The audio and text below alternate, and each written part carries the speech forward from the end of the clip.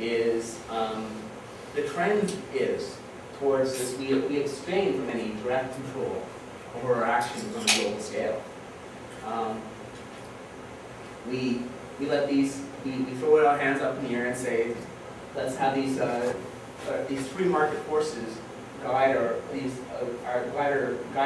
global decision making. Now, I'm not entirely against free markets. I think that they're important, and they definitely have a place within our society. They can be a useful balancing system, but they are fundamentally amoral. And there's a difference between amoral and immoral. I'm not saying that that markets are necessarily evil, which some people may. I'm saying that they don't take any moral consideration. They have a very specific agenda, whatever the market is focused towards, and they disregard any moral issues. So we have to compensate for that.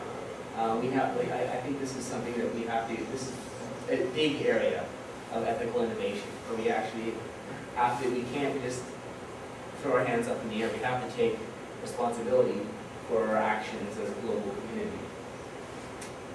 And what is also very troubling about this is that there's a growing correlation between religious dogmatism and this free market dogmatism. It seems to be more and more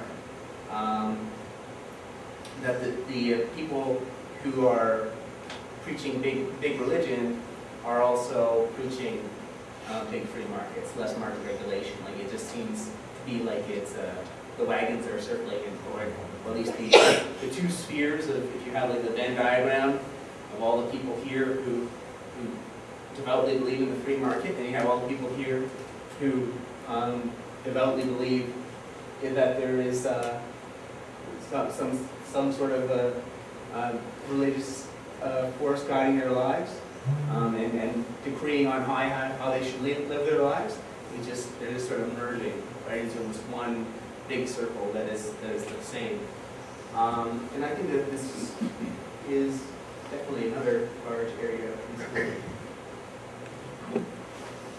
Okay. So, and finally, the final thing I want to talk about is artificial and intelligent agent integration. So, and I'm going to just state matter-of-factly that artificial intelligent agents are integrating into our societies. It's happening. We've passed that point.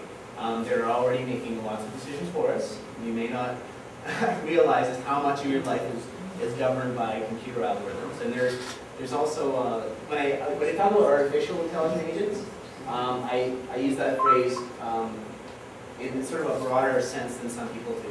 And actually, Tony reminded me this before the topic of bringing up this footnote, that I'm not just talking about necessarily inorganic things when I talk about artificial intelligent agents, but they can also be biological organisms as well that we have created and designed. I'm talking about things that we are making for our own purposes. They have that teleos, they have that purpose that we've imbued into them in their creation. And they're very smart, and in many ways that they're smarter than us. But the big problem here is that there's a chasm between how we interact. Like we don't see them as part of our moral community or ethical community because they're so radically different. And to illustrate that point, I'm going to bring up. Oh, she's so quick. There we go. Okay, my favorite example of this, and I know it's sort of a pop culture reference that many people may not be familiar with, but there's a show by the creator of The Simpsons.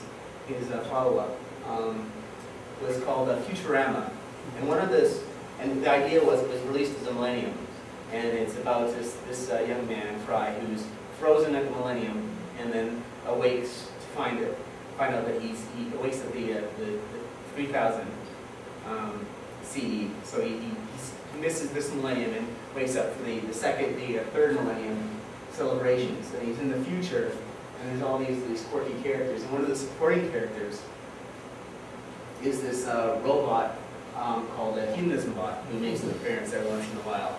And what I find so entertaining about hedonism bot is he's, in many ways, he's like us. Like he's a robot, but he's just been made to enjoy himself. Like he just relishes in the pleasures of life. You can see he has the lounge chair and the grapes. He has the Roman aristocracy glow about him, and he's a robot that's completely designed for his passions. And in many ways, we're also designed for our passions, and we sort of fight with our nature that way. And hedonism is the kind of being, I think, or the kind of artificial intelligent agent that we could associate with. We can easily engage into our ethical community because his passions, what pleases him, are the same things that please us. So I can just teleport him away. There we go. And that's sort of like what's really interesting about artificial intelligence agents. And the big problem is that it's something new.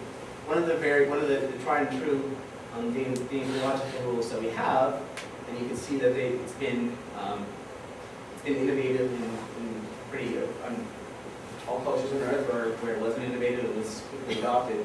Is the golden rule requires the golden rule, and that's sort of like the do unto others as you would have do unto you. Well, this doesn't work if the other being or the other agent involved in that transaction has a radically different nature than your own. You can't, for example, after your microwave has been working all day, you don't want to give it a warm bath and massage. It's not going to help the microwave. Its interests are not the same as yours.